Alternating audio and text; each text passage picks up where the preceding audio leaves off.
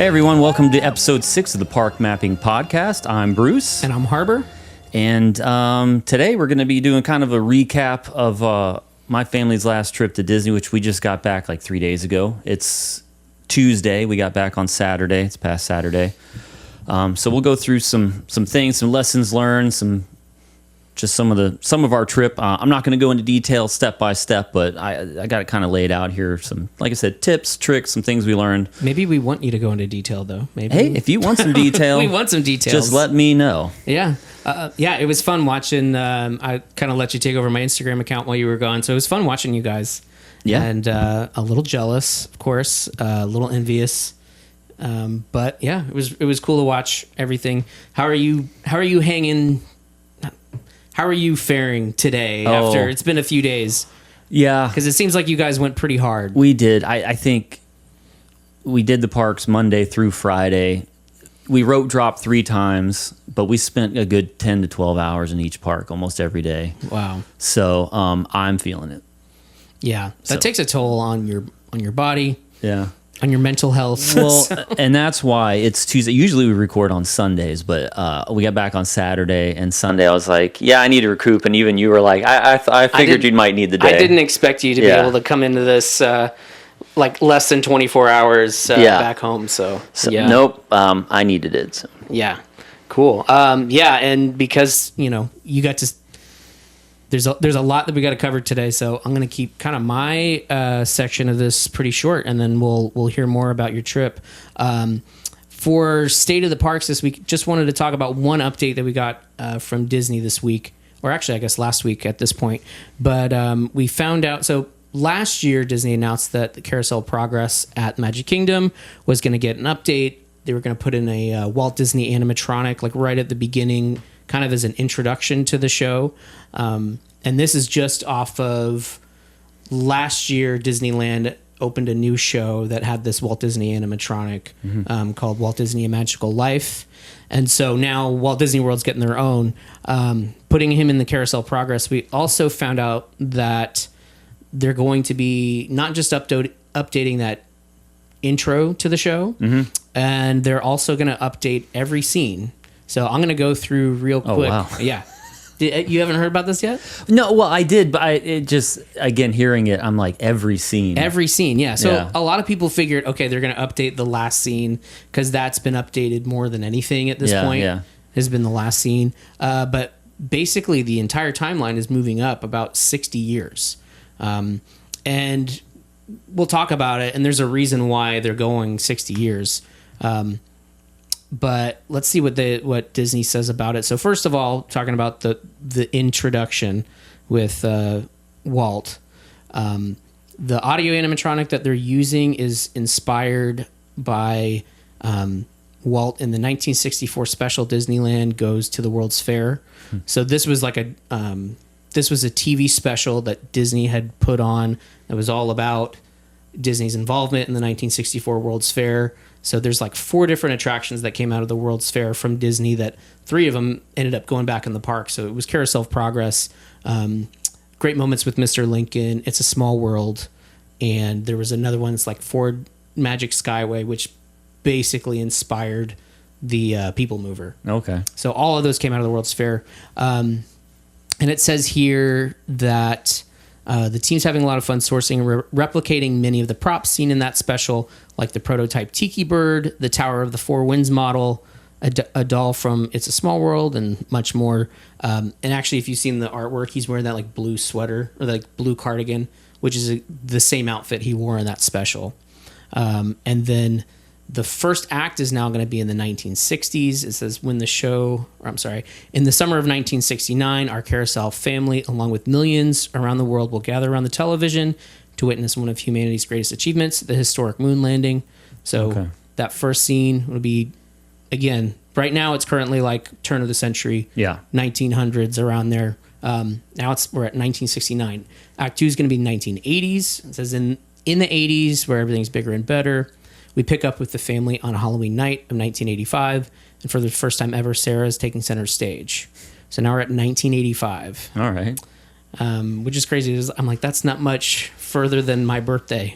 Like, Yeah, right. Yeah, I'm like we're getting really close here. Act 3 is the new millennium. And with the 90s drawing to a close, our Carousel family is preparing to ring in the new millennium on New Year's Eve 1999. Amid the excitement of the Countdown 2000, and a new thing called the internet is bringing John, Sarah, Jimmy, and Patty, and the world closer together than ever before. I hope there's like a reference to America Online or like AIM chat. Oh, yeah. For sure. Also, it says here that Grandma sneaks the TV over to wrestling when no one's looking, which is amazing because now there's been a running gag in the Carousel of Progress where Grandma starts watching boxing. Mm-hmm. But now since they're going to the 90s, it's going to be wrestling. And I remember, like, I've never been a big wrestling fan, but that era of, like... Oh, yeah. That was when it got really huge. Raunchy, too. It was, like, NWO and all of that. Yeah. So I'm like, that'll be interesting to see in that show. Yeah. And then the last one, Act 4, is going to be... see the family one last time in the distant future and out-of-this-world home, from a helpful robot assisting with everyday tasks to space travel. The scene imagines a future where extraordinary innovation has become part of life and proves that beautiful tomorrow is just a dream away. Basically, they're supposed to be like off planet. Okay. So now the family at this point has moved, and now we're looking at like very, very distant future. I mean, if we're looking at it from like our own perspective today, we're still pretty far off from that. So 50 years, 100 years, whatever. Yeah. And then that last one is also. Inspired. The look of it is inspired by concept sketches from Disney legend John Hench. He was one of kind of the main first Imagineers in Walt Disney's time. So that's kind of the overview of it. Did you guys happen to do the Carousel of Progress when you were there? Always. Yeah. Always. Yeah. It is. I'm sure at some point we'll do an episode on like our favorite air conditioned rides or like rides to chill on. Yep. That ride has. Like, I don't know if we really want to call it a ride. Yes, it moves, but that show, whatever you want to call it, has the most comfortable seats. They're very cushioned, and it is nice and cool in there. So we always, it's like basically People Mover, Carousel of Progress. It's a great, Tomorrowland is great because there are a variety of different things because you've got, Space Mountain and Tron. And then you do have like the slow moving, like I just need to take a nap or like shut my eyes. People Mover and Carousel of Progress. But what do you think of these changes? Because these are, Carousel of Progress has been updated a few times, but this is the biggest update we've seen. Yeah, it makes sense because like it's just I think about my kids going to watch it. They don't really care about the turn of the century. Yeah, they don't understand. They're like when he's talking about the. The ice box holds 20 pounds of ice. They're like, okay. Yeah. Like, I just think they're losing the younger generation, so it makes sense to update it. Yeah, I think so too. I think the cool thing about this is, like, number one, the hard thing about this update is that this is the only attraction at Disney World that Walt Disney was, like, personally involved with because... They didn't copy it from Disneyland. It's literally they moved it from the World's Fair to Disneyland, then they moved it to Disney World. And so like those original scenes, the timeline has been there since the beginning. So that part of it is a little unfortunate. Think about like not seeing the family, like not seeing the dad in like the old timey suit and coat or whatever. That I'm gonna definitely miss that. But if they're wanting to keep the Carousel of Progress. Mm-hmm. In kind of the same spirit that Walt Disney had it, then it totally makes sense. They should have honestly done this like a few decades ago. I'm curious. I like in the last scene where it's supposed to be futuristic. There, grandma's doing the VR thing, and they have the voice activated oven, and he burns the turkey. Yeah. I'm wondering if they're going to have anything kind of. Well, here's what's funny is the thing that's been updated the most over the years is that last scene. Yeah. And I think at least in the last couple versions, it's always the dad like ruining dinner.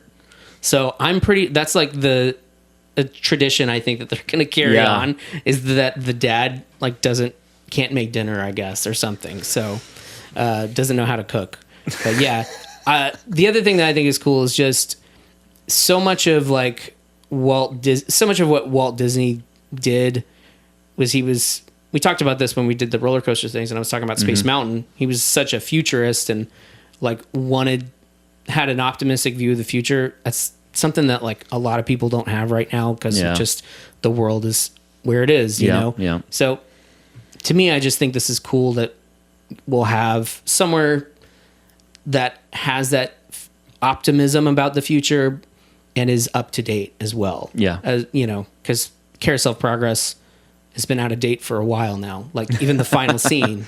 They're talking about like car phones and like laser discs, you know? So, I think it's a good update. Obviously, it's hard. Change is always hard, especially when the last couple of years Disney's been like, we're changing this and this and that, and you know. But I tell you what, my favorite, and I don't ask me why, but even before I rode that ride, I was walking around. I just, you know, how, I don't know if you're like this with your kids. Sometimes I just like to bug my kids, but I'll come up behind them and I'll just be like, "Does anyone want a cold sarsaparilla?" Because that word to me is just hilarious. yeah, and that's the only time I ever hear it is when I ride Carousel of Progress because nobody uses that word. I know. Yeah, I isn't sarsaparilla root beer? Yeah, he talks about it, right? Yeah, he does talk about it. Yeah, he goes, I guess they're calling it root beer now. Yeah, That's right. Yeah. I've only seen it a couple times. Like, I saw it on my last trip, and I saw that first scene again because somebody got up in the middle of it and was trying to leave. Oh yeah. So they had to play it again. So by the way, if you can't leave. Like, if you're in the Carousel of Progress, it is a ride.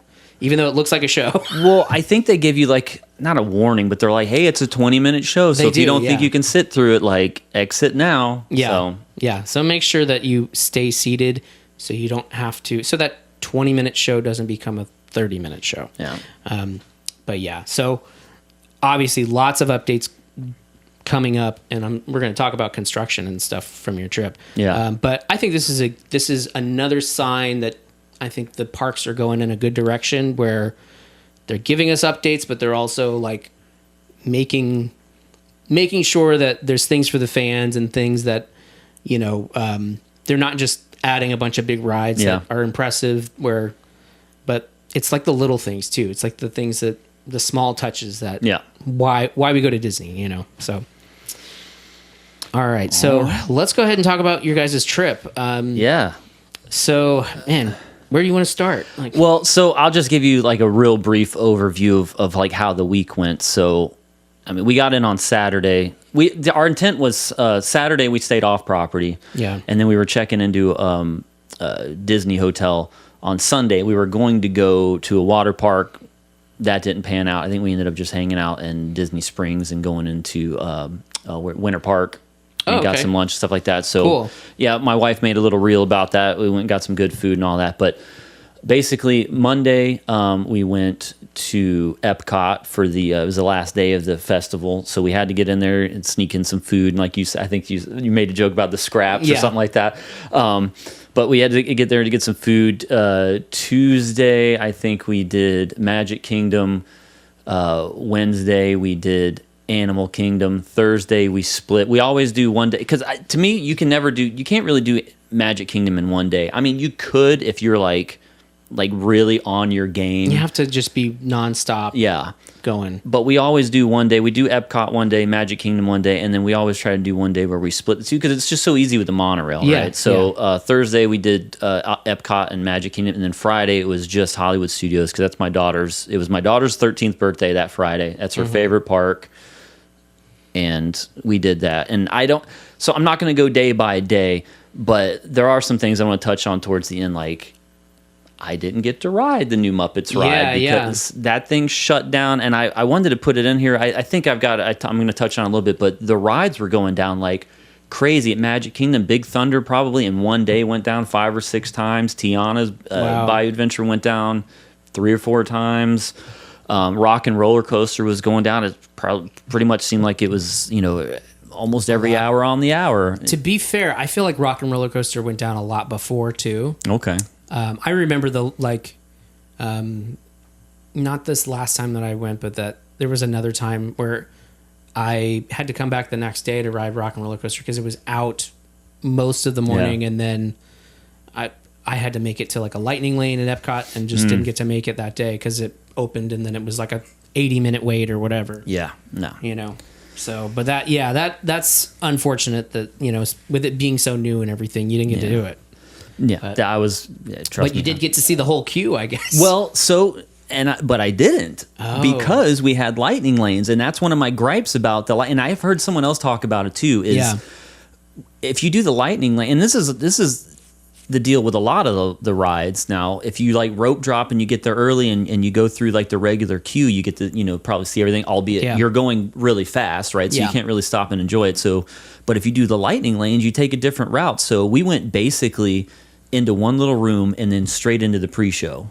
So I didn't get to see any of the interactive like guests and all that stuff. We didn't see any of that. Yeah, and I've heard a lot about how there's that one room where they used to have like the video walls that were like music posters, and now that's where all those cameos are. Yeah, and they run on a loop. So even if I've seen people say like who have been reviewing the ride, like, oh, I only got to be in that room for a minute. Yeah, and those things like are on a 30-minute loop. I only got to see two of the celebrities or whatever. Yeah. So even getting to see it, you don't get to see everything. I didn't see any. Yeah. That is kind of a bummer. But yeah, so where I wanted to start was just basically what had changed since the last time we've been there. Now we did switch gears for a while, like for a good solid decade. We were going to Disney 2 or 3 times a year. We were season pass holders. It was just our thing. Mm-hmm. I think the last time we went was my daughter's 10th birthday. So it's been 3 years, right? So a lot has changed. So first thing I wanted to talk about was the Tropical America's construction update at Animal Kingdom. Mm-hmm.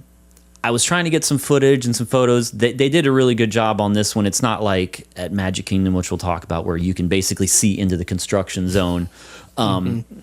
The thing I like about Animal Kingdom is that where the Tropical Americas is going to be, it's like its own corner of the park. So basically you're going down the walkway and you do hit a wall, but then it just guides you around back over to like where Everest is at and like the little or Finding Nemo musical and all that. So it's not really that intrusive. Yeah, because Dino Land was kind of like a circle where you could walk into the land, right, like where the arch was, but then you could also walk over where the like the little games Dinorama is. Yeah. So there's a whole path there that you basically just bypass all of Dino Land. Yeah, so you basically run into a big wall, and I had a note on here. I didn't realize you'd done a reel earlier, and you showed like the murals and stuff, but it does have like a really cool like the mural of like what it's going to look like, and with the Indiana Jones ride and the Encanto and things like that. So that was pretty cool. Progress, I mean, again, you can't really see much with this one. You can see the cranes and whatnot. I tried to peek through like the little gaps in the fence and whatnot. And at one point I was like, I'm going to go stand on this table and look over those fences are like 8 feet tall. So don't even try. Yeah, this one is harder because a lot of those, like the Encanto ride, I feel like from what I've seen, you can at least see like the building of it. And even when I was there, when there was still a path that went through Dino Land, like you couldn't see a ton, but you could see it starting to rise up. Yeah. But I imagine now, like, you can't see where Dinosaur is at all. No. Where the Indiana Jones ride's going to be. You can't see that at all. Nope, not at all. Yeah. But yeah, what am I excited about? Definitely the Indiana Jones. I mean, it's been a big staple in Disneyland. Yeah. And then I'm not really sure about the Encanto stuff. I'm not really sure what that's going to add to the mix. I think the whole vibe in there is going to be really cool, with like the temples and things like that. I think it's going to be a really cool addition. Yeah, from what I've seen, and I know we're kind of going off of what your trip was, but like former Imagineer Joe Rohde, who basically oversaw the entire project of Animal Kingdom, he's no longer with the company, but he's been like dropping hints about like, hey, they're really on the right path here, because he's really into like authenticity, and making sure that everything has like the authentic like cultural feel to it. And he's like, with the Mayan temples and stuff, he's like, they're on the right track. Like they've actually they've been going to like conferences with like Mayan archaeologists and like people who know all about the culture. Yeah, they really do it right. So I think it's going to be really cool when that opens. And I think that having Encanto there will be a good. Animal Kingdom needs more indoor family friendly dark rides. Yeah. So I think that'll be a good addition. Beyond that, I didn't put a note here. We did go check out the new Bluey section. Oh, did you? The virtual queue was over by the time we got there. Cool. So luckily we got there that morning. There was a 45-minute wait for the train. Yeah. By the end of the day, it was like 15. But basically, we just got right on the train, went out there. Unless you have little kids that are like just Bluey fanatics, just skip it. Yeah. You couldn't even, so that they do have like the not dingoes, the wallabies. The dingoes. They should get dingoes. Yeah, they just should keep get some your babies dingoes away from No, them. yeah, the dingo ate my baby. No, but they had the wallabies and little kangaroos. Yeah.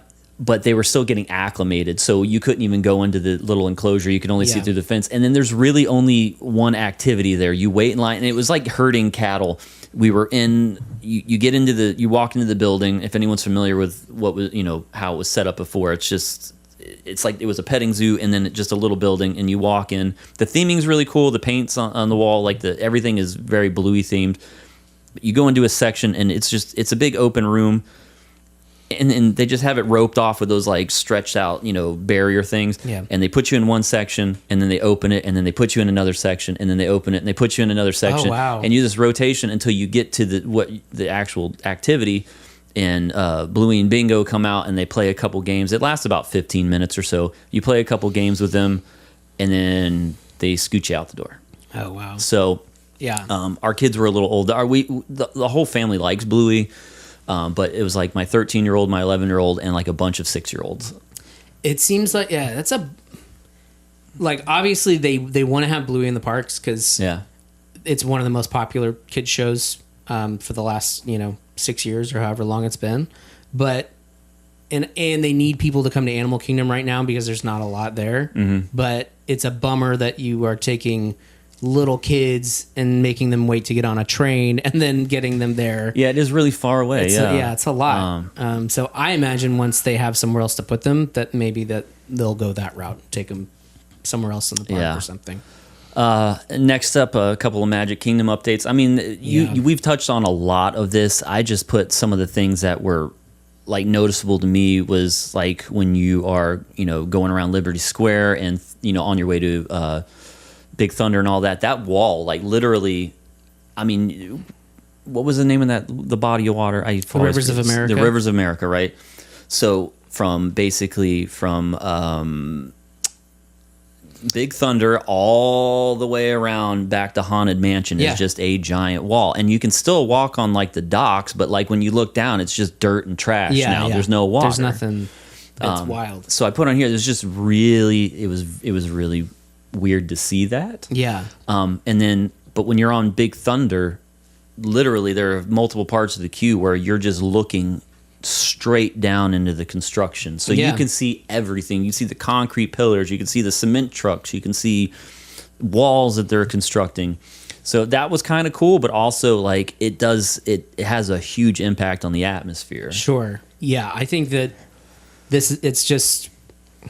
it's unfortunate, but it's like there's no way around it. There's no way around it. I mean, the only way, unless they wanted to put a dome over it, like there was no way to get around it. But it does. If you're going there, having an expectation, just know that it's kind of weird. If you're not used to seeing it the way it was before, maybe it won't be that big of a deal. But for like us that have gone there and seen the Rivers of America and this the boat, the steamboat that was there, and all that being gone and just being walled off is just I mean, I think that's why people have taken this one so hard. Mm-hmm. Is like psychologically, it's hard to imagine especially if you've been going there since you were a kid. Yeah, that the visually just changed so much. Or I mean, in over a couple months of them just like tearing everything out, and then you go there and you're like, this is like a huge dirt pit. It hasn't looked like this since the early 1970s when they were building the park, So it is, because I got to see it last year. When I saw it, there was no construction. I mean,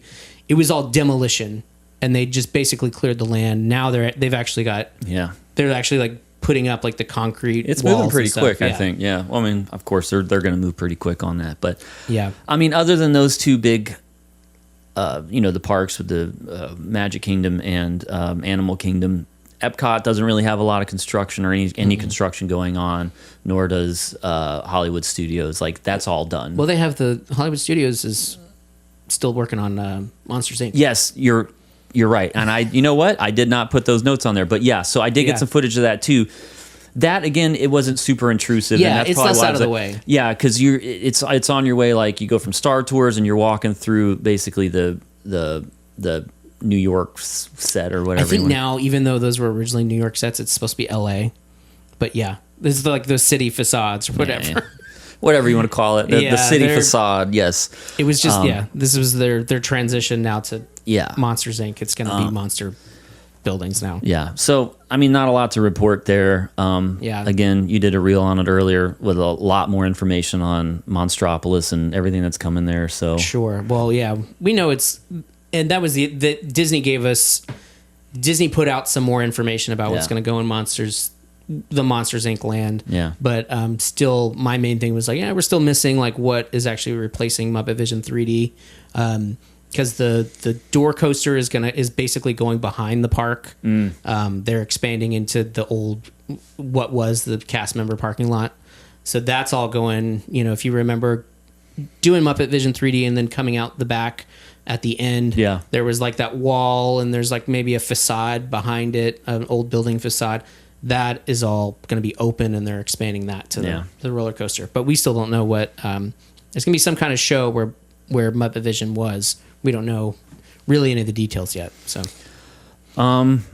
next up, some attraction updates. Big Thunder. Yeah, I'm going to tell you right now, if we re-ranked our roller coasters, I told my family Big Thunder's number one for me now. Really? Big Thunder is number one for me now. That's awesome.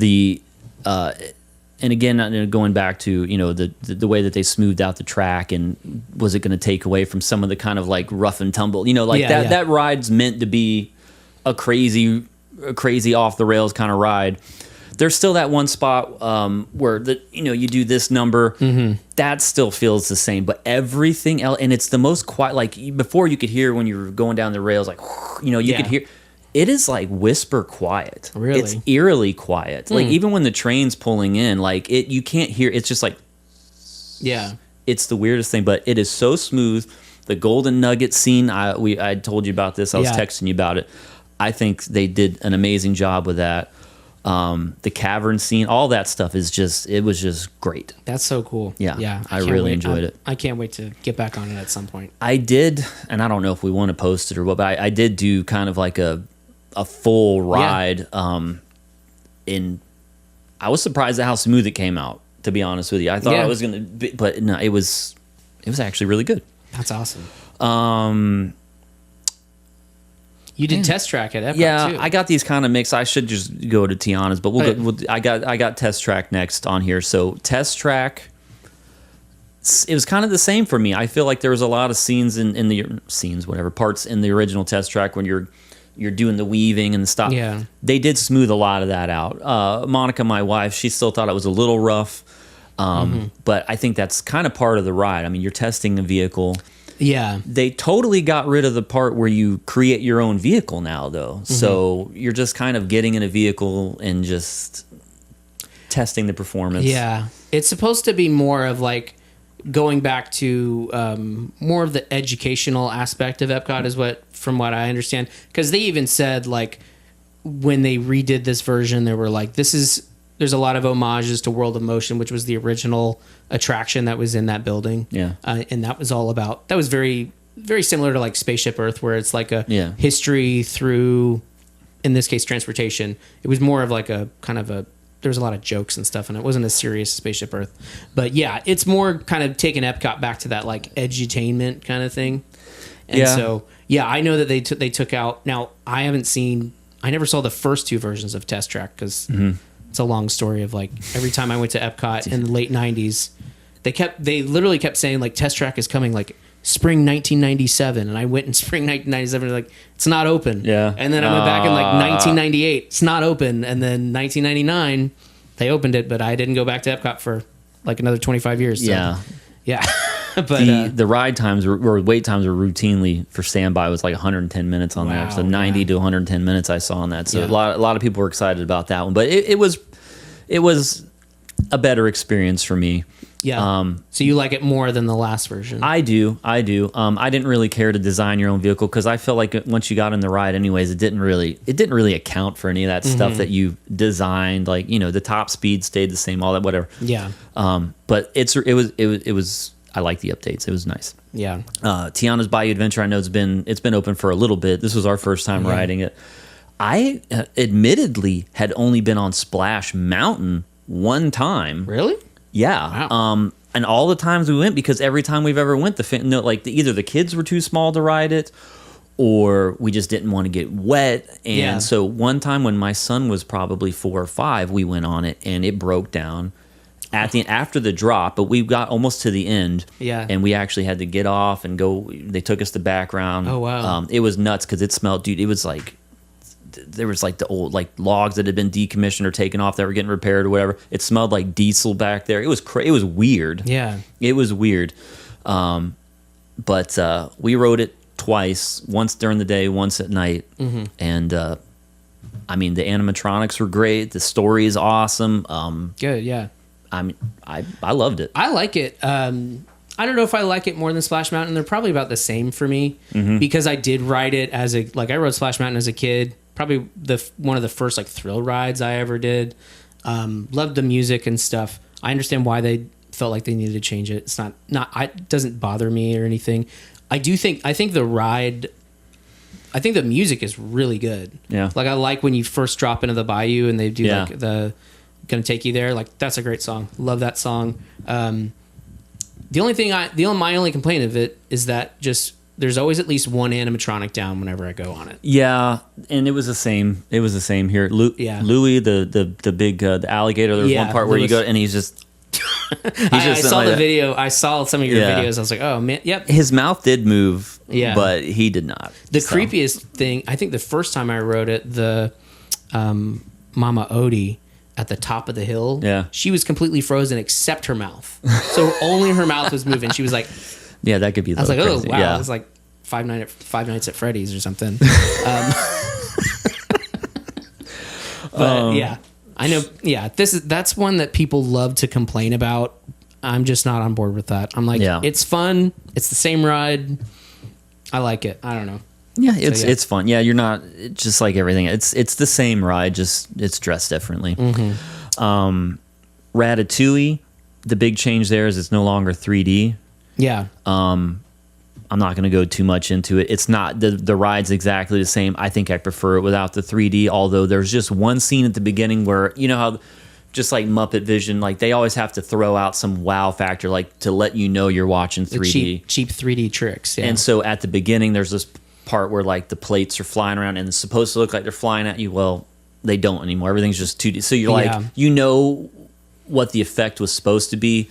It just doesn't land. But the rest of it, I think, is just, it's way better. Everything's like crystal clear. If you wear glasses like me, you don't have to worry about putting stupid 3D glasses on over your glasses. Mm-hmm.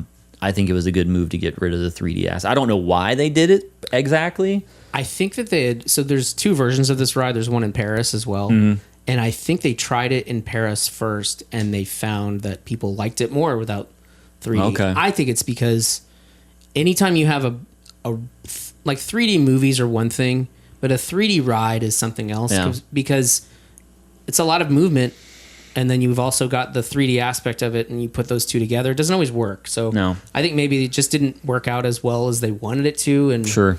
So now they're going this way with it. Yeah. So, and the last one I got on here is the Muppets. We touched on this already. I didn't get to ride it. My wife rode it. She really, really liked it. Again, if you've ever rode when it was Aerosmith, it's the same exact ride. Mm-hmm. There's a couple elements on, like once you get past the pre-show and you know you're in the back alley. Like I got some footage of that. All that's really cool. Like they really went all out with like the Muppets and nice little touches. Like they've got the on the other side. You know where the limo comes up and where it stops before it launches. Like on the other side of that, there's like a mouse door with like tiny little Harley Davidsons. You know, there's like the little mouse bar and all that is awesome. I did not get to experience it, but it was my son's first true roller coaster with like loops and corkscrews and all that. And he came off there. He was so scared to ride it, and he came off like, I can't wait to do it again. Oh, that's awesome. We went to go do it, and we got to the gate, and it shut down. Oh, that's such a bummer. And it was 9:00 on the last night there. So they gave everybody in line a free lightning lane, but I could. So what was I going to do? So I didn't get next time. That's a bummer. Yeah. So what song did Monica get? I don't even think she remembers. I asked her. Really? I can't remember. I don't know if you remember. You're going to tell me. She's telling me right now. I'm sure while we're watching this, she's like, I told you. I don't remember. Oh, okay. It wasn't song 2 because the whole time me and my boy were waiting in line. I was like, I hope it's song 2. I hope it's song 2. And so. Yeah. And your daughter just didn't write it, right? Nope, we were she talking didn't about write it. whether she was going to do it. No. Yeah, I got some notes down here we'll touch on later about how to do the rider switch stuff, which I didn't realize that we had done it once before that day, or not that day, that on that trip at Animal Kingdom, and the guy didn't give us any grief whatsoever. We're like, hey, we want to do the rider switch. He goes, boop, boop. Okay, you're done. Took 30 seconds. At this one, the lady gave us some pushback because technically it's supposed to be for people that are too young to ride or have disabilities and things like that. Oh, okay. I thought you could just do it if like someone was too scared to ride the ride, and she's like, no, that's not how it works. And I was like, well, the other guy let us do it. So she goes, okay, I'll let you do it, but that's not how it works. I got you. And so we did the rider switch thing, but it didn't work out in our favor this time. So Yeah, I think you can. I think they just will let you ride in or walk in the queue with them. So is that what they wanted you to do? Is just like wait. So the way it works is if you've got 4 people in your party, if there's one person that doesn't want to ride, so let's say you've got 2 kids, one kid wants to ride, one doesn't or can't, then the first adult will take the kid that can ride, and they go in the if you have lightning lanes now, you can use your lightning lane and go through the lightning lane line. If you don't have lightning lanes, what happens is you go in the regular standby line, you ride the ride, you come back out, the other parent and that same child gets to ride twice. Someone gets to ride twice, and you do get a lightning lane. So they so then you walk right on. So it works if you're doing it right. We've only used it once before, and it was Thunder Mountain before, a couple years ago, and then we were going to use it again in Animal Kingdom, and we didn't have lightning lanes or anything, and cast members said like just use single rider, that'll be quicker, and actually that was perfect. We just my wife went and rode it, did single rider, was in and out in like 10 minutes, and then we switched back. So I guess it depends on which attraction you're at. So. So the next segment, so that's basically all the ride updates that I had. And I want to know about this because I have very little experience with lightning lanes. Yeah, so first thing I've got here is basically this section is going to be kind of like on some strategies and what to expect, how to use lightning lanes and things like that. Not super great detail, but we'll get through it. First thing is, again, we talked about the whole last episode was how to be ready for the heat, the weather, and things like that. It was super hot. There was a couple days where it did hit. I don't think it quite got over 100. The feels like, but it was like 99, right? Yeah, it was hot. It was muggy. So I mean, plan accordingly for that kind of stuff. The rain was, I mean, and when it comes, it comes down hard. I routinely every morning would check the forecast. And by that afternoon, like it'd say, hey, 4 p.m. there's going to be thunderstorms. It might not.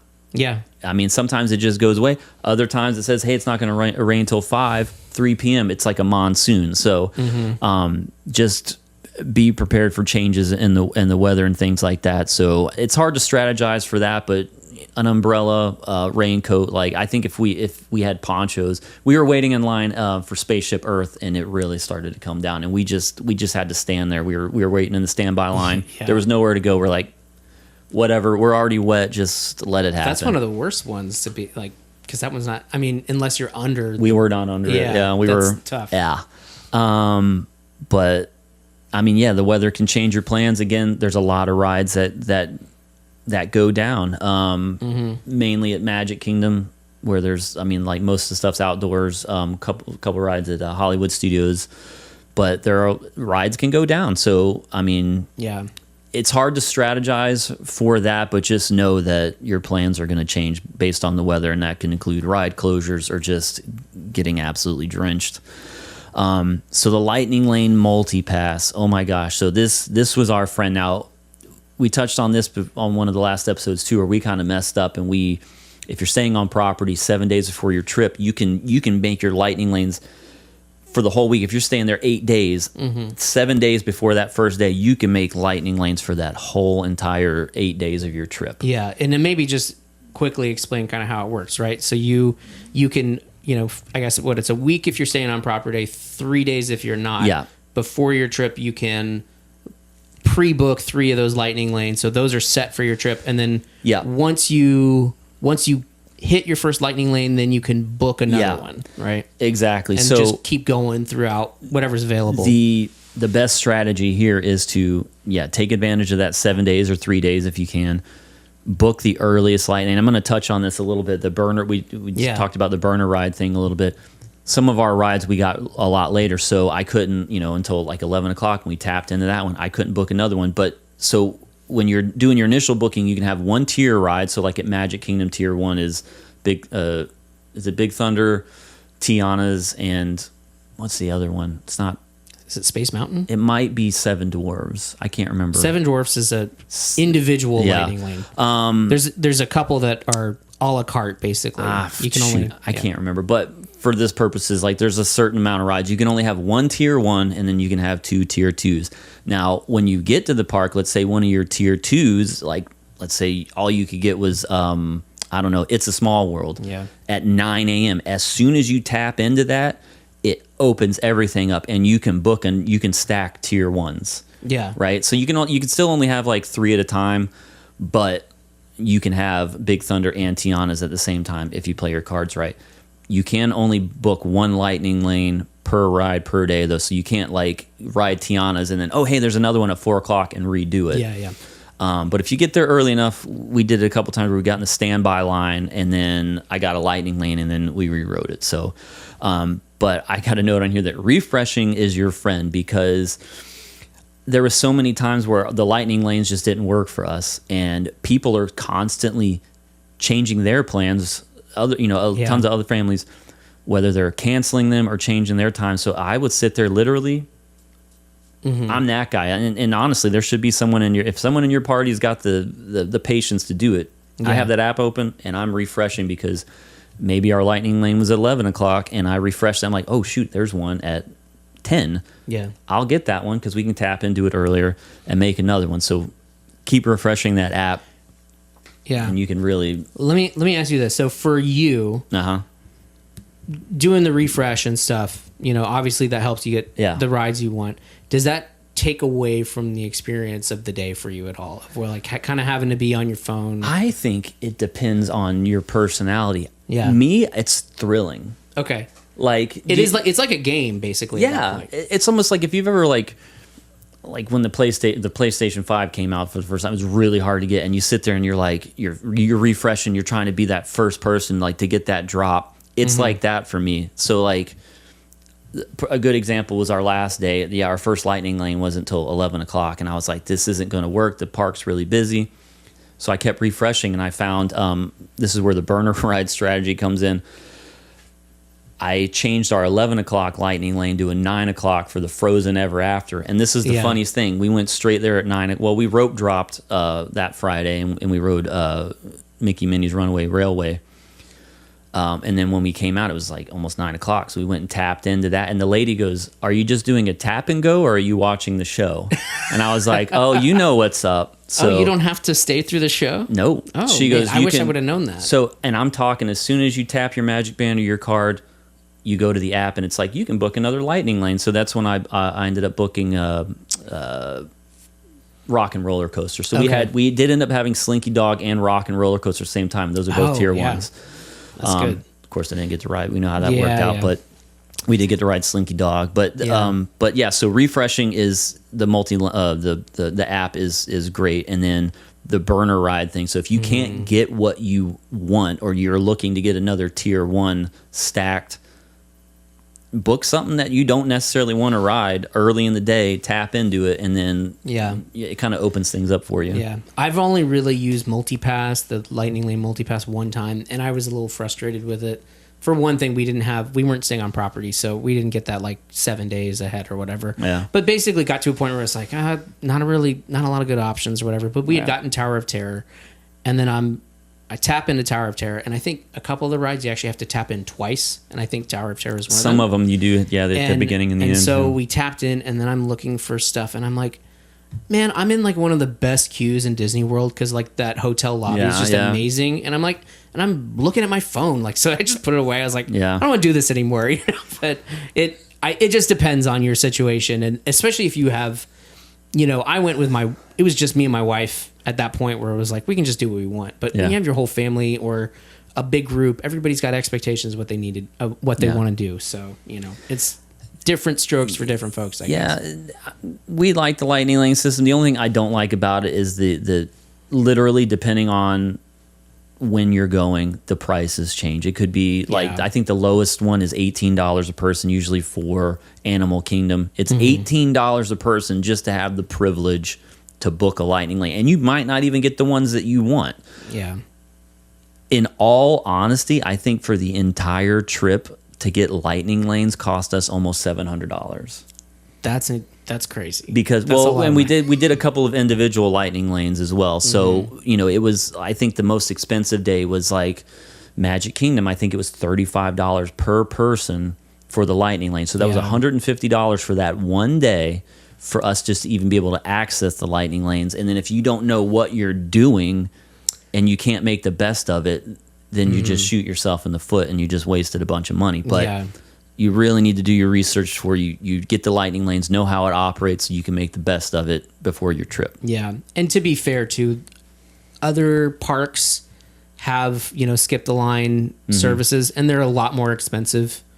You know, I know that like Universal, all their skip the line stuff is in the it's like hundreds. Well, I heard someone told me, I think the last time they went, it was almost like almost 200, or maybe right at 200. Yeah, and I mean now if you stay at one of their like premier resorts, you get it free, but you know you have to stay at the premier resort, whatever. But yeah, I mean it's one of those things where it's like the more people, the cheaper it is, the more people use it, and then it kind of cancels out why you're using it. Yeah. So they have to put a price on it, and you know we won't get into all of that, but yeah. And what about the individual lightning lanes? So the individual some rides, like if you want to ride Tron, you're gonna I highly recommend you get an individual lightning lane. Yeah. That queue it was like 180 minutes. I don't think they do the virtual queue anymore. I never did the virtual queue when they did it before, but these rides again, it was like $21 a person to ride that ride one time. Yeah, so and it's like 60 seconds long. Yeah, we paid $80. Wow. To skip the line to ride Tron. The other one we did that day was we did individual lightning lane for Seven Dwarves. I think it was $15 a person. I want to say those are the only individual. No, and we did Rise of the Resistance. We did individual light lanes for that. Okay. And that was probably the most expensive one. Yeah. And see, I prefer the individual lightning lanes over like the multipass, again, because you don't have to be on your phone all day. Yeah. It's just like, I booked this one, I go when it says my time's here. And like I've used it for Guardians and that was great. And I think at that time too, they were still on virtual queue. Yeah. So it was like whether or not you might not even get to ride. And then Rise, I feel like I would rather pay for one individual lightning lane for Rise of the Resistance than for all multipass for Hollywood Studios, because I know that line is going to be at least an hour all day, and then it's going to be more, could be 2-3 hours. One thing to note about the individual lightning lanes, well, this goes for the lightning lanes period, you can only tap into those rides 5 minutes before the time. So if your time is 12 p.m., 11:55, you can tap in. With the individual lightning lanes, it gives you an hour window. Unofficially, it's 3 hours. So they will let you tap into that ride 2 hours after the official end time. Apparently, I've read that that's for multipass too. Yeah, I hear it's up to the cast member, but I've never had a problem with it. I've never been 3 hours late. I know that there's other bloggers and influencers who have tested it, and I think up to 2 hours it works, and then you get to that 3 hour mark, it's a little but it's another hack as well if you want to stack a lightning lane, which we can do our own research at some point, I guess, on this. But I guess the ones that are the most worth it for me were Tron, Guardians of the Galaxy, and then Rise of the Resistance. If you want to ride those rides, I highly recommend to get the individual lightning lanes. Otherwise, you can't do the multi-pass with those. So Yeah, and you'll be waiting. a long time. Long time. Sure. Rider swap, kind of already touched on that, but if you got some people in your party that either can't ride or are too young to ride, look into the that's actually rider switch, not rider swap, but look into the rider switch. It's a really cool tool to have in your bag if you're with a bunch of people. And then again, I touched on it, rides are going down often, so just know that you might, in my case, it wasn't so bad for me because I had lightning lane. But there were people that waited 110 minutes to ride Rock and Roller Coaster, and they got the boot at like 111 minutes. You know what I mean? Like it was just insane. Now they do recoup, and they give everyone in that got kicked out a free lightning lane to use either that day or the next day for not just that ride. You can ride a bunch of rides, but she's like, oh, you can't use it on Rise, and you can't use it on Guardians, and you can't use it on Slinky Dog. I was like a tier 1 ride, basically, or tier 2. Yeah, or that same ride. So you go back to the Rock and Roller Coaster. But anyway, moving on. A little bit of a hot take here. We rope dropped 3 times during this. And you trip. didn't just rope drop. Like you were out before the sun was up. Like because I saw at least. So were you doing reconnaissance or were you like getting in a little line? bit of both? Okay. Because there are a couple Skyliner resorts. Yeah. Our favorite one is Caribbean Beach because there's a hub, and for some reason there never seems to be a line. But at Caribbean Beach is where the Skyliners basically converge, and you go there, and it's like there's this one goes to Epcot, this one goes to Hollywood Studios, and then the other one goes to like another resort. Right? There's 3 of them. We were staying at Pop Century, which is attached to Art of Animation, and there is. They share a station. They share a station. Yeah. So the first day we went there, you get the 30-minute early entry, right? So the park was opening at 8:30 for everyone that was staying on property. So we decided, okay, 6:30, 6:45, we'll go get in line. No. That line was probably 300 people deep. Wow. At that early. So I said, all right, the next time I'm going to do a little, I'm going to get there an hour early or whatever. So I got there. I woke up at 5:30. I got in line right after 6, and I think I was like the third family. So I waited, and I waited for an hour for my family to get there, and then at 7, they start running about 30 minutes or an hour before park opening. Anyways, we got to the park that day 30 minutes before the early entry, and there was still hundreds of people there. And then when they opened it up at 8:30, it was like a mob. Now, what about, like, you said that first time you got on there and there was 300 people in line. How long did it take to go? It did go pretty quick, but it probably took about I want to say probably about 30 to 40 minutes to get through that line. Oh, wow. Okay. So by then, like, we were trying to get there before the official early open. We ended up getting there, like, right at rope drop. And if you're getting there right at rope drop, you're already too late. So yeah, see, that's what because I've ridden the Skyliner, but I've never had to ride it to get to rope drop or to get to the park opening, basically just between Hollywood Studios and Epcot, you know. And that's what's crazy to me is I've rope dropped a lot. Actually, I've rope dropped while I'm staying off property, and stayed a couple miles from off of a couple miles from Disney Springs, like not too far away. But I'm like, it takes you 10 minutes to drive there. Yeah. And if you're there early enough, you can still get in the front.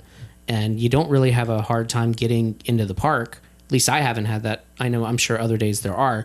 But even I stayed at Coronado and I woke up late and I was like, oh my gosh, the whole reason I'm here is so that I can get into early entry. Yeah, right.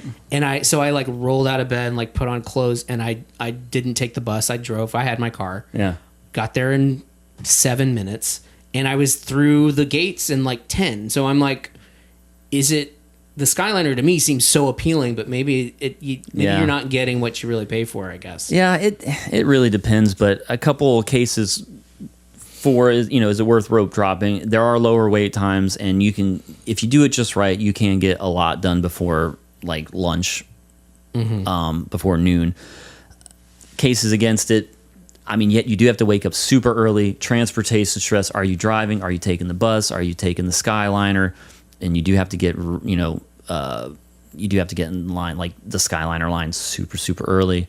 And then waiting at the gates. Like, I mean, we got there super early and we were still waiting in like a mob of like 300 people. So, I mean, and if you're lucky, you're going to get there 30 minutes early. You get to ride one ride before they open to the general public. So, I mean, are you really saving that much time? Yeah. So, okay. So you rope dropped Epcot twice, right? Yeah. The first time it did not work out for us. That was kind of our fault. Yeah. It had to do with our check-in. Like, you can't, if you buy a ticket package with the hotel room, technically you can't enter the park until you've checked into your hotel room. Oh, really? Yes. So Oh, we I got didn't there. know that. We rope dropped. We were upset because we went from an off-property resort straight to the park. Check-in wasn't till 3, and we got the red ring or whatever, and they're like, oh, you got to go over there and talk to them. They had to call the resort to release the tickets early, which they did. Yeah, and we got in, but we didn't get in until 9 that morning. Yeah. Where do they hold you when you're waiting at International Gateway for Epcot? Like, do they let you in the park? So that was the Before- kind of weird thing. So like, obviously before 8:30 you can't get through the tap points, right? But so like right at 8:30, or no, did they get? It was kind of weird because by the time we got there, it was just right at or after 8:30. And then, but they do have another point like right there before you go over to the bridge into Gotcha. France. They check everyone there. Okay, so that's where you have to sit. Okay. Yeah. And then they do check everyone to make sure you like, I don't know how you would get through the tap point and not be a resort guest, but they do check you before you go over that bridge and things like that. Well, because I think that from my experience, they let anybody, well, not anybody, but like if you have a ticket, you can get into the park at 8. And I've only rope dropped Epcot once, but anybody can get into the park, and then they have different places where they hold you for, okay, you're early entry, so you can go ahead. You're not, so you have to stay back here. Yeah. But yeah, I've only rope dropped Epcot once, and it was from the front of the park, and there weren't a lot of people there because it was like 25 degrees outside. Yeah. But they did just let you get in line for Guardians like right away, even before 8:30. But yeah, I'm just interested to know how it works on the other side. Yeah. Because it is kind of weird coming in that what we call the back entrance, because you're kind of fighting like Boardwalk, and like there's a bunch of other resorts that are right there, like literally within walking distance. So it's very tempting for those people. But in closing on this section, basically you have to decide if do you want to wake up early, go through all that mess, maybe ride one ride before everyone gets there, or do you just want to utilize the lightning lanes and sleep in? Like, to me, I think if you know what you're doing, you do your research, the lightning lanes is going to trump rope dropping, unless you just are an adrenaline junkie and you get your fix off of rope dropping. Unfortunately, I'm probably the latter. I mean, and it was exciting for me. Yeah, like it is exciting. It is not exciting trying to get your family ready. Yeah. That early in See, the morning. I haven't had to deal with that part of it, which is kind of why I'm interested in how it worked for you. If we do like a guy's trip now, we could do some rope dropping because it won't be that hard for us. But, yeah, that's the thing. And I've always felt like with lightning lanes, I feel like with either way, you have to do some kind of strategy. And it's like your strategy is either I'm going to get there super early and knock these 2 or 3 rides out and then kind of chill and then kind of see what comes up, or your strategy is a week ahead, you're getting all the lightning lanes and stuff. Yeah. So next section here. Basically, I'm going to touch budget. real quick on budgeting. What budget? What budget? I mean, we went into it with a game plan saying, hey, we can't spend more than this, especially when there's like food and wine going on. Like all these little plates that you're getting, they add up so quick. But everyone arrives with a budget, and I guarantee you that nobody leaves with that same budget. It just, I mean, maybe if you're a stickler like me, I'm usually like that guy that's like, no. Mm-hmm. But when you're swiping your Disney card, and like there's just, we hadn't been in a long time either too, so there was that like kind of FOMO. Yeah, there was that foam. Oh, and you know what? I just totally forgot. I bought you that shirt, and I forgot to grab it. That's all right, man. But I bought. He paid me back for it, but I did pick him up an awesome shirt from the Muppets ride. Yeah. And, I feel horrible for leaving it at that's the all house. right. But that's the thing is like I was experiencing FOMO that you were there and I wasn't. So I was like, I remember, give me a shirt, please. Yeah. Because they had some really good Epcot merch. So I got that really cool Epcot Forever shirt. Yeah. That I love. But a couple ways to help with your budgeting. Again, while we were there, we transferred our four-day park ticket to the Florida Pixie Pass, and I thought it was going to cost a lot more. We only ended up paying $260 extra for the entire family to upgrade to the season pass. Dang. So the difference between a 4-day resident season or no, or 4-day resident park ticket for a family of 4. So we paid for 4 park days. Yeah. To upgrade to the lowest tier Florida resident season pass was only an additional $260. So do the math, it's like a little over $50 a person or something, or $60 a person. That's a good deal. So, and then, I mean, that was basically less than the cost of an extra day at the park for the entire family. So, and we get to go throughout the year, minimal blackout dates, things like that. So, but with that, you get free parking, which is routinely over $30 to park at any one of the parks. 20% discount at Joffrey's. 20% discount at most merchandising places, so like Connections and things like that. The shirts, that bag, the hats, the mug I bought, everything was 20% off. And then a lot of other locations give you 10% off. If you have a Disney Visa card, tons of restaurants and merch spots give you 10% off. Yeah. And that, I mean, really, like, if you're looking for those deals, and if you're especially one of those people that like to utilize the credit card to get the points and everything, and then you're really good at just paying it off, like, get the Disney Visa card. You get we got like a $500 credit statement too. So the first time we used it, like, we got basically $500 worth of stuff for free. Yeah. We accumulated some points. That points were enough to buy like a really nice dinner for the family, and just some things like that. So, but yeah, a lot of good ways to save with those two, kind of, the card and the season pass. I got on here the festival stuff. Like I said, it was really hard when you get there. There's booths everywhere. It is so tempting to try a little bit of everything, and you're going through and you get the stamps. They make it so easy. It's like a game. Like, if you get so many stamps, there's a prize at the end. And usually it's just like a plastic cup or something like that, but it's just that thing to say, hey, yeah, I did it. I did it. Yeah. And so they make it really easy to spend a lot of money specifically at the Flower and Garden Festival. It was not hard at all. Yeah. Not to mention that, so one of our game plans was to order food, and I guess for like a $6 charge, you can have, Hub or whoever delivers groceries, you can have them pick it up, deliver it to your resort. The resort will hold it for like $6 or something like that. We were going to do that. We kept forgetting, and like, we went to Casey's. I spent $70 on hot dogs and like 2 drinks. So yeah, it can add up for sure. Yeah, be smart, pack snacks. Speaking of snacks, we went to there's always viral treats, right? Yeah, at these parks. The big one now was a cookie dough brownie ice cream bar at Animal Kingdom. There was like 2 locations that have it.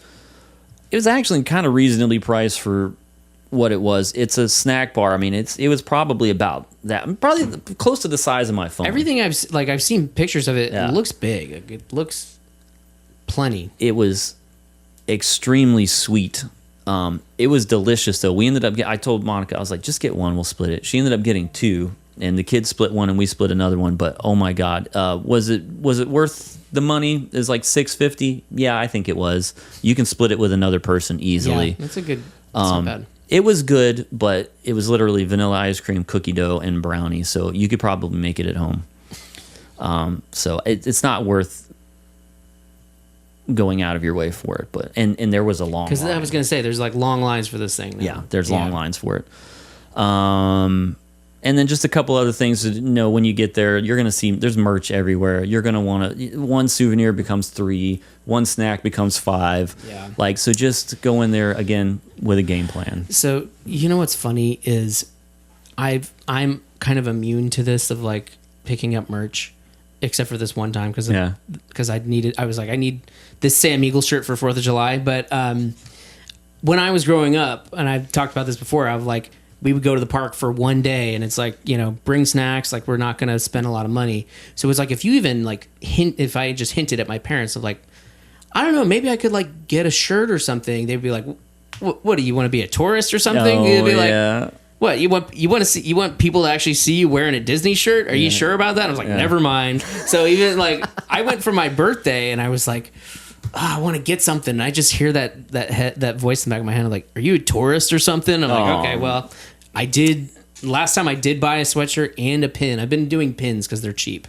So, yeah. Yeah. So some people need to be encouraged to splurge a little bit, but I was kind of like but that it is too. a lot. It adds up. I think before this trip, I was never like, I didn't care to get merch. Like none of Yeah. the, but for some reason this year, they just had really good merch. And my wife was just like, just treat yourself. I only ended up getting like 3 things. I got a crossbody bag. Yeah. I got a Starbucks collab mug, and I got that Epcot Forever shirt. Yeah, that like retro looking Epcot merch looks awesome. I Yeah. definitely, when you sent me that picture, I was like, oh, that Figment one looks pretty good. Yeah. And then, yeah, the Muppets stuff. The new Muppets merch looks really cool as well. Another little hot take here. One of the first like real treats that I was excited to get when I got there was a churro. Hot take: Disney World churros are trash. I'm gonna put it bluntly. From what I've heard, Disneyland churros are superior. They're crispy, they're fresh, consistently great. Disney World from my own personal experience, the Disney World churros were chewy, sometimes hard. Like almost like, am I going to break a tooth hard? Yeah. And like it was forgettable. Like I went, and they're not cheap. Yeah, I never understood there's like a whole churro. People hype up the churros, I guess. I don't know. And I'm like, churros are good, but you can get them anywhere. Yeah. And it sounds like they're not as good here. And it makes sense that like, Disneyland is in Southern California. So of course they're going to have better churros than in Florida. Yeah. We're going to have better Cuban food than California, but they're going to beat us in churros and Mexican food, Yeah, and so we were discussing before the show a little bit like what could it be, and our theory is kind of like maybe the humidity's getting to them and kind of like making them a little chewy or something like that. But man, I don't know. There was I had to have a redemption of this churro, so we went to Disney Springs and there's a churro cart there. I don't remember what it was called, but I got they have a bunch of different flavors of churro. Well, it's a churro. They dress it up, and they have like a Fruity Pebbles one, and they had like a cookies and cream one. I got one there. Now that was good. And that was like a third party because it's Disney Springs, yeah, right? It was like JoJo's Churros or something like that, whatever. But it was really good. Now I've heard in Animal Kingdom, which lounge is it? There's a lounge in Animal Kingdom. Now I can't think of it. Something lounge. It's attached to another restaurant in Animal Kingdom. What's the other restaurant in Animal Kingdom? Oh man, I'm trying to remember because we did one of those. I didn't even put it on. I didn't even put it on here to talk about. Supposedly they have really good churros, and that's like the one place. Is it Tambu Lounge? Is that what it is? No, that can't be it. Oh, we did the breakfast at Tusker House. Okay. Now, Tiffin's is the fancy Tiffin's, restaurant, and then there's a lounge. Yeah. So I didn't put this in here, but I will touch on this real quick for Nomad Lounge. That's what it is. Okay. Nomad Lounge is supposed to have really good churros. I did not know that. I would either. We did the brownie thing, but we did do the character breakfast there. That was extremely overpriced. It's like buffet style, but the characters do come out and dressed up in safari gear and all that stuff. The kids had a great time. The food's mid, and it's like $250 for a dang breakfast there. I think that's the general rule of thumb for Disney World is that the character breakfasts it's not about the food, it's about the characters. Yeah. So you're going to overpay for the food and it's not that good, but you get to meet all the characters, I guess. I've never done a character breakfast. Like, we're not much of a character family. So but I don't know. It's one of those things that we've always wanted to tick off the list. Our last trip, we did it and we ended up canceling it last minute. We're like, we don't need that. This time we were like, okay, redemption, we're going to do it. We're not going to cancel this time. And we did it. And, it was cool. And it was my daughter's birthday. And the server was really nice. They came out and they gave her a birthday card. It was signed by the entire staff. That's cool. And a little cupcake and all that. We don't eat meat. There was tons of bacon and sausage on that. But there was a ton of food. And it was all just okay. So if you're going in there expecting like, you're paying $250 and you're going to get top-notch food. No, it's the same eggs you're going to get at the resort. Yeah. It's just like, it tastes like powdered eggs, but whatever. And I know we're going over time here, but because your family, has we'll say dietary restrictions or whatever, whether that's choice or not, but whatever. But how is it being in the parks with that in mind? Like, do you feel limited on what you can get, or is there? It's getting easier. It's getting easier. Good. So years ago we were all strictly like vegan. Now we're more vegetarian. My wife and I started eating like seafood, things like that. So I did get a shrimp po' boy and things when we were there. But every place there almost has like a vegan or vegetarian option. So it's not. It's come a long way. That's good. Yeah. Yeah. But that's pretty much it for like, my trip. I mean, I said, it's not the typical, hey, day to day, what we did. I mean, I thought I didn't want to bore anyone with that kind of stuff, but there's, some updates, some things that we learned along the way. But like in closing, I mean, again, you just have a plan, but just know that plan's probably going to change due to the weather and whether or not you're proficient with the lightning lanes and things like that. Yeah. There's probably always going to be some form of construction going on at one park or the other. Lightning lanes are going to change. Your budget's probably going to change. And just be aware and have a backup plan. Yeah.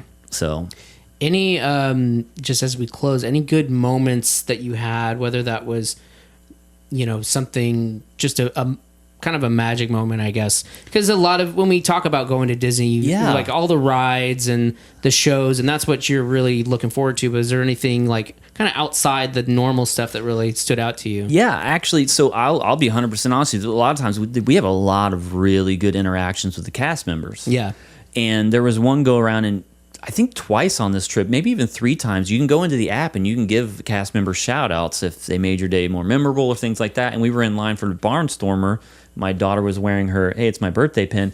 Every cast member that walked by literally she got told happy birthday like 100 times that day. It was amazing. But we were in line with one guy and he's like, hey, it's your birthday. Like, hold out your hand. And I can't remember it was a little piece of paper. And he literally went and turned it into a swan. Really? Like one-handed. We were like, what the heck? That's awesome.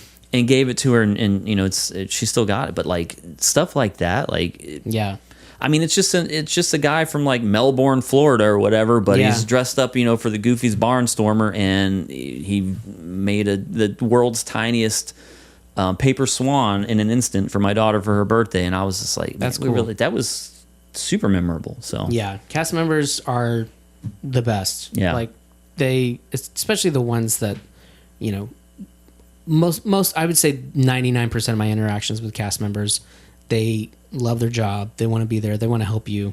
So they definitely make the trip. Yeah. Make it what it is. So cool. Well, glad you enjoyed yourself. Yeah. And I think we got a lot of good, had a lot of good tips. And, last week it was kind of theoretical, and then we put everything to the test here. So good to hear. So it was good, but I just, all in all, if I had to recommend a time, summer might start to be like the slower months, and I did want to touch on, like, I'm not going to do it, but crowd calendars. I went and looked and compared the crowd calendar to when we were going, and it was like on a scale of 1 to 10, it was like a 6, like moderate crowds. I felt like it was a little worse than that, but like the times of the year that you would expect it to be busy are sometimes they're not. March I used to think March was a great time to go. It's not really anymore. September is a really good time to go. Like, kind of, you just play around with it and look around and do your research, because there's going to be some times that you should go that you wouldn't expect would be a good time to go. So yeah, awesome. All right, well, hey, I think that's it. I think we're right on time for this one. So, but again, hey, don't forget to like and subscribe on YouTube. Check us out wherever you get your podcast.